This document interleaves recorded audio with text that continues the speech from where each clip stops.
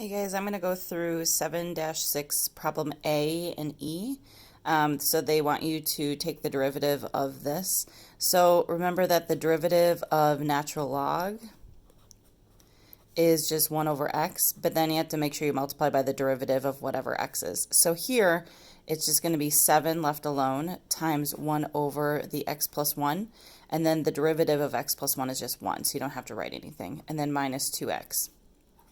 So to simplify this, you put the 7 back up top, because remember it's like 7 over 1, x plus 1 goes down below, and then minus 2x. Then I'm going to skip ahead to part E, where they say to take d squared y over dx squared for the function in part A, which is right here.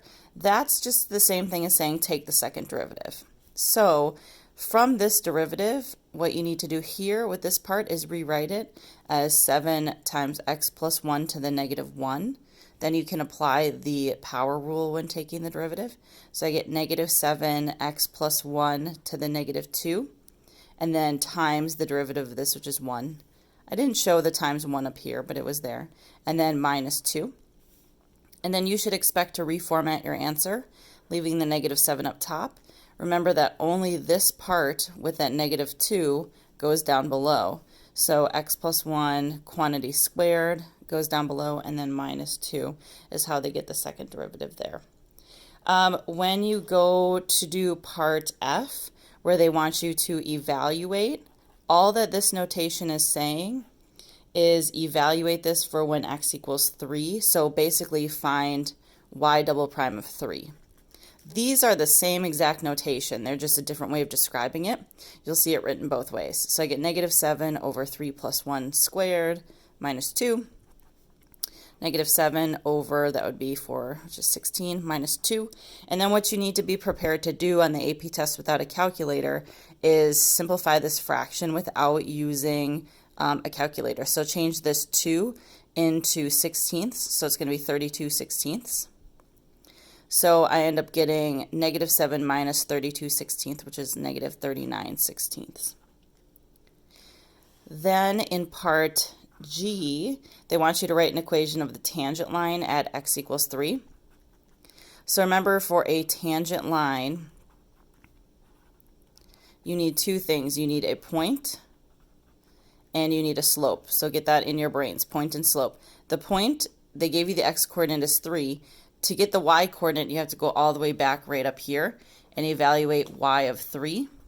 So you get 7 natural log of 4 minus 9. That really can't simplify. Oops.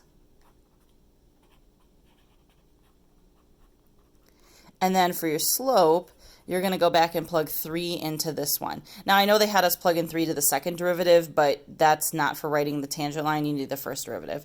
So over here, y prime of 3 is going to be 7 over 4 minus 6. So again, put this 6 in terms of fourths. So this is going to be 24 fourths. So 7 minus 24 over 4, that's going to end up being what? Negative 17 fourths.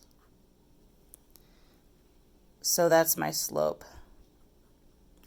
So when you go to put this all into your point slope form, y minus y1 equals m times x minus x1. It looks a little messy here, so you have y minus, and then you need a parenthesis because this y coordinate is a doozy.